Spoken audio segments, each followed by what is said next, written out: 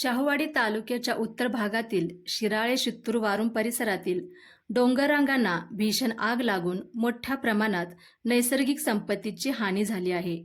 या वणव्यात शेकडो वृक्ष जळून खाक झाले असून अनेक सरपटणारे प्राणी, पक्षी आणि वन्यजीव आगीच्या भक्ष्यस्थानी पडले आहेत. घनदाट जंगल, विविध वनौषधी वनस्पती आणि जैवविविधतेने समृद्ध असलेला हा परिसर चांदोली अभयारण्यालगत असल्यामुळे येथे वन्यजीवांचे मोठे अस्तित्व आहे. मात्र लागलेल्या आगीमुळे वनसंपदेचे मोठे नुकसान झाले आहे.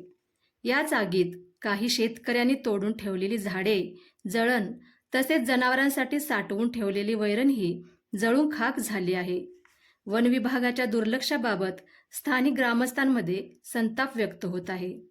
वाहतुकीचा पास न मिळाल्यामुळे या आगीत ज्यांची मोठमोठी लाकडं जळाली आहेत ते शेतकरी मात्र यावेळी प्रचंड आर्थिक व रडकुंडीला आल्याचे दिसत होते.